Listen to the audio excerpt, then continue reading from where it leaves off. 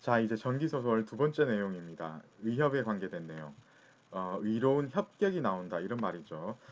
사실 전기소설 이전부터 사기 같은 데 보면요. 사마천의 사기입니다. 자객열전, 유협열전이라고 해서 이 자객과 유협을 다루는데 이 사람들이 이제 나중에 전기소설 의협하고 바로 연결되는 그 모티브가 되는 인물들입니다. 우선 자객들은요. 불의의 권력자들을 살해하는 인물이죠. 예. 그렇고 이제 유협은 비뚤어지고예요. 예. 비뚤어지고 간악한 이들을 응징하고 예. 그리고 이제 이런 경우에는 대부분 이제 법이 서민들을 보호하지 못하는 혼란한 사회에서 이제 이런 인물들이 환영을 받게 되는데요. 전기소설 보면은 귀염객전, 홍선전, 서분낭전 예, 이런 소설들이 이제 의협이 나옵니다. 특히 이제 귀염객전하고 서분낭전이 이제 많이 나중에도 인용이 되고 이게 좀 유명한 작품들인데요. 귀염객전 같은 경우에는 이정이란 사람이 어떤 사람을 어떤 여자를 만나서 같이 이제 도망치려고 했는데 귀염객을 만나거든요. 이제 이 사람이 이제 의로운 사람이죠. 그래서 이 두 사람을 도와서 이세민을 섬기도록 이렇게 이제 좀 예, 도와줍니다. 그리고 이제 자신은 부여의 왕이 되는 이런 이야기인데요. 여기서 이세민은 당나라 태종 이세민입니다. 그러니까 이제 이 귀염객이라는 사람 자체가 굉장히 능력도 있고 앞을 내다보는 능력도 있었던 것 같아요. 그죠? 그래서 이제 이세민이 이제 황제가 될 것을 알고 이 사람들한테 이세민을 섬기도록 하면은 나중에 이세민이 황제로 등극했을 때 당연히 이 사람들이 예, 좀 괜찮게 살았겠죠. 예, 그래서 이제 이런 식으로 얘기를 안배를 이렇게 하고 자기는 부여의 왕이 되는 그런 내용인 거예요. 자, 그리고 이제 홍선전을 보시면요. 이 홍선이 설숭이라는 사람이 한여로 나오는데 이게 이제 목난사 같은 느낌이에요. 그러니까 뭐냐면은 여자인데 그 이 주인을 위해서 목숨을 바쳐서 열심히 일하는 거죠. 예능과 학문을 겸비한 그러니까 아주 뛰어난 능력치 자체가 이제 예, 굉장히 뛰어난 사람이었는데 알록산의 난 때 이 노주까지 누가 이제 차지하려고 하니까 이 설숭이 근심에 빠질 수밖에 없었는데 이 홍선이 이 자기 이제 주인인 설숭의 근심을 자기 뛰어난 계략 책략으로 해결을 하는 이런 내용입니다. 이게 이제 홍선전이죠. 자, 그리고 서북랑전 같은 경우에는요. 이 사람도 이것도 보면 지금 여자예요. 그죠? 이게 이제 그야말로 목난사 같은 느낌인데요.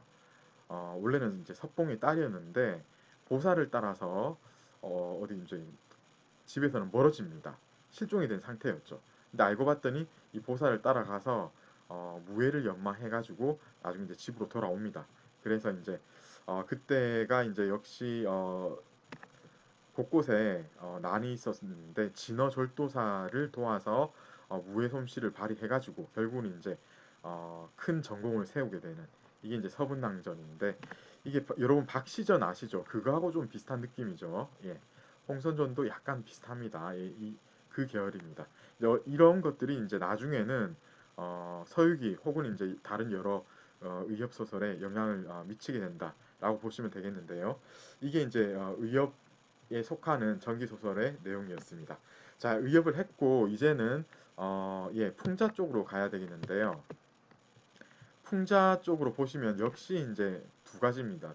심재기의 침중기하고 이공자의 난가태수전 이 두 개가 이제 풍자에 속하는 건데 보면은 초현실적이고 신령스러운 얘기를 하면서도 인간과 사회에 대한 풍자를 시도한 작품입니다. 그러니까 어떤 정치적인 풍자라는 게 무엇일까요? 그 약간 비꼬고 사회의 모순을 드러내는 거잖아요. 그러다 보니까 이제 침중기, 난가태수전 이런 데 보면은 어, 알게 모르게 그런 게 드러나 있는데요.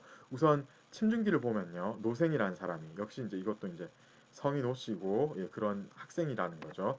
주막에서 도사를 만나가지고 이 도사의 베개를 빌려서 잠깐 잠이 들었는데 꿈에서 부귀영화를 누리다가 깼더니 꿈에서 일생을 보낸 시간이 실제로는 기장밥이 아직 다 되지 않을 정도의 그러니까 불과 한두 시간밖에 안 된 거예요. 그죠? 그 정도로 짧은 시간이었다라는 것이 밝혀집니다. 여기에서 이 노생이 인생의 참뜻을 깨닫게 되는 그런 내용입니다. 자, 이게 이제 나중에 탕현조, 명나라 때 탕현조의 한 단기로 그대로 이어지거든요. 예, 그래서 이것도 이제 이 한 단기가 정말 또 유명하거든요. 이거하고 같이 이어지는 차원에서 이 신중기가 계속 언급이 되고 그렇습니다. 이공자의 난가태수전도 마찬가지인데 이건 이거보다 더 유명합니다. 여러분 남가 일몽이라고 들어보셨죠? 일장춘몽 다 같은 내용입니다. 이게 이제 나중에 남가기로 결실을 맺게 되는데요. 역시 이제 명나라 탕현조의 작품입니다. 우선 순우분이라는 사람이요. 꿈속에서 개미나라 왕의 사이가 되는 겁니다. 이거 여러분 보시면 요 앞전에 여러분 기억나시죠? 예, 바로 그거하고 연결되는 내용입니다. 예, 옥에 그 뭐야 이제 틈이 있어가지고 그죠? 그 틈으로 들어간 내용 바로 그겁니다 이게. 예, 그거하고 연결되는 건데요. 여기서는 개미나라로 딱 나옵니다. 보면 이제 남가군의 태수로 어 이제 그 벼슬까지 받게 되죠. 개미나라 왕의 사이가 돼가지고 이제 이런 태수까지 지내면서 공적도 쌓고 부귀 영화를 다 누리는데 어떤 전투에서 패전을 합니다. 그리고 그 패전한 뒤에 이제 공주마저 잃게 되죠.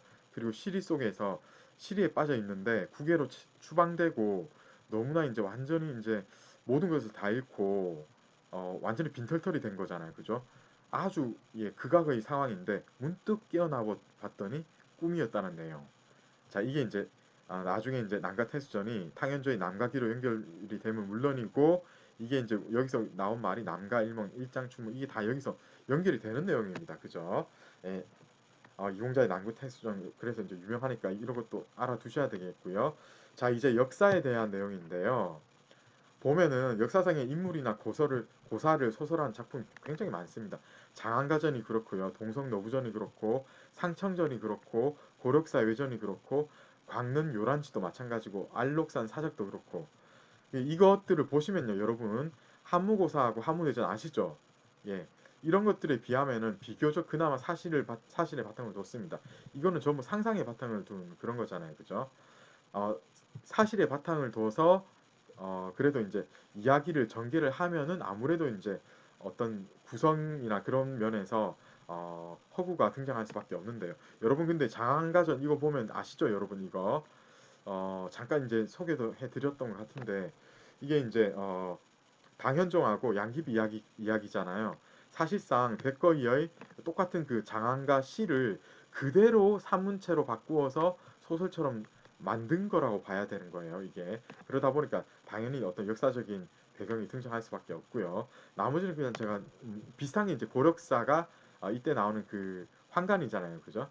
예, 그렇고 알록사는 역시 이때가 배경인 알록산 아시죠? 절도사 알록산의 난.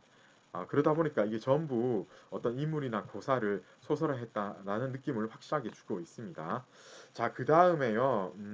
동성노부전 같은 경우에는요. 당현종의 개동가창의 이야기입니다. 이거는 보면요.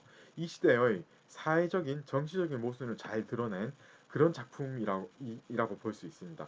그리고 구성도 뭔가 앞뒤가 맞게 조리가 딱 들어 있거든요. 그래서 그 나름 창작성이 뛰어난 작품이다. 동성노부전도 좀 알아두셔야 되겠어요. 반면에 장안가전은 오히려 이제 백거의 장안가를 더 알아두시는 게 낫습니다. 예, 이거는 조금 예, 좀 못하죠. 여기에 비하면 뭔가 좀 뭐 표절한 것 같은 그런 느낌이 있는 겁니다. 그렇죠? 예.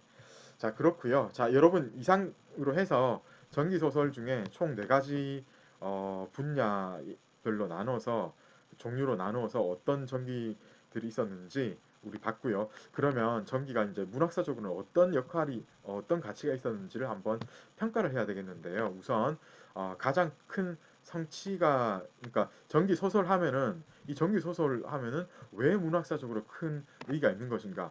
작가의 의식적인 창작 이었다라는 것을 먼저 봐야 되겠다는 거죠. 이 말은 무엇인가 하면은 그 자체로 예술적인 창작에 대한 자각이 있었음으로 인해 가지고 이런 게 나올 수밖에 없었던 것이었고 결과적으로 봐서는 중국 소설을 발전시키는 그런 굉장히 큰 역할을 했다라고 보시면 되겠고요. 두 번째로 전기 소설은요 그 시대의 사회상하고 민중의 생활을 잘 묘사를 했습니다. 세 번째로는요, 허구적인 문학의 어떤 예술적인 가치를 높이는 데 기여를 했습니다. 그 전에 지게하면은 보면 너무 간단하잖아요. 따라서 어떤 예술적인 가치를 우리가 평가하기가 참 곤란한 그런 경우였거든요. 그런데 전기소설만 하더라도요, 여러분, 후세 소설 발전의 기틀이 된다고 말할 수 있을 정도로 어떤 예술적인 가치가 있었다는 겁니다. 그리고 이제 희곡 창작도 마찬가지고요. 그리고 전기 소설 같은 경우에 여러분 그 문체가 계속 말씀드립니다만 고문이었습니다. 그래서 자유자재로 고문을 구사하고 어떤 섬세하고 정확하고 풍부하고 세련되고 유창하고 아름다운 문장을 발전시키는데 크게 기여를 했다라고 보시면 되겠습니다. 이거 자체가 바로 이제 고문 운동의 일부라고 얘기를 해야 되는 거죠. 자, 그리고 산문과 시의 결합이 되어 있는 어떤 이런 형태를 보자면요. 이게 이제 서사, 그죠? 그리고 요게 이제 서정, 이런 게 결합된 있는 형태거든요. 이게 이제 나중에 강착 문학으로 발전할 수 있는 큰 토대가 되었다라고 보시면 되겠습니다. 또한 여러분 시에 대해서 얘기를 하자면 어디서 고문, 고문으로서 이제 이 전기소설이 발전을 하게 되는데요. 시 자체가 나중에 특히 이제 송시로 넘어가게 되면서 보면 이제 신학부 그리고 이제 나중에 송시로 넘어가게 되면서 산문 같은 시가 많이 창작이 되는데 그러한 어떤 시의 스타일에는 이 고문을 쓰게 되는 이런 이제 전기 같은 장르가 이런 산문시 같은 것의 창작에 크게 기여를 했다라고 보시면 되겠습니다. 자, 이상과 같이 전기 소설이 어떤 문학사적인 의의가 있었는지 간단하게나마 살폈고요. 여러분 수고하셨습니다. 총 석 달은 우리가 충분히 이제 고생을 한 것 같은데요. 시작을 했을 때는 사실 끝까지 이렇게 어, 온라인 강의로만 하면서 끝낼 줄은 몰랐는데 사실 이제 코로나19가 여러분 이제 감을 잡았다시피 이게 쉽사리 사라지지 않는 그런 전염병입니다. 그러다 보니까 어, 우리도 모르는 사이에 뭐 이렇게까지 되어버렸고 끝까지 와버렸는데요. 여러분 새로운 강의 형태에 굉장히 고생이 많으셨으리라고 짐작이 됩니다. 수고하셨고요. 오늘 마침내 종강이 되었습니다. 퀴즈가 있습니다. 그리고 여러분 6월 29일 이후에 제가 이제 주역하고 사주 그리고 한부에 대한 간략한 어떤 맛이나 여러분 한번 볼 수 있는 그런 형태의 강의를 준비를 했는데 처음에 제가 이것을 중간고사 마치고 풀려고 했는데 처음에 마련한 것들은 굉장히 따분하게 나왔습니다. 그래서 대실패였고 제가 이것들을 바탕으로 해서 조금씩 이제 여러분들의 입장에서 이해를 잘 할 수 있도록 교정을 하는 시간을 계속 보내고 있고 앞으로도 한 며칠 보내면은 이제 완성이 될 것인데 이것을 6월 29일에 게시를 할 예정인데 시간이 되시면은 그냥 가볍게 즐기는 마음으로 보시면 되겠고요. 한 분은 조금 이거를 깊이 들어가시면은 가시려고 한다면 여러분 너무 어렵거든요. 그래서 그냥 가볍게 좀 제가 하는 것들을 보고 이런 게 있구나 뭐 이 정도로만 보시면 되겠습니다. 자, 여러분 수고하셨습니다. 기말고사도 준비 많이 하시고 좋은 성적 거두시기를 바라겠고 남아있는 과제들도 잘 수행을 하시기를 바라겠습니다. 여러분 이번 한 학기 동안 정말 크게 수고하셨습니다. 감사합니다.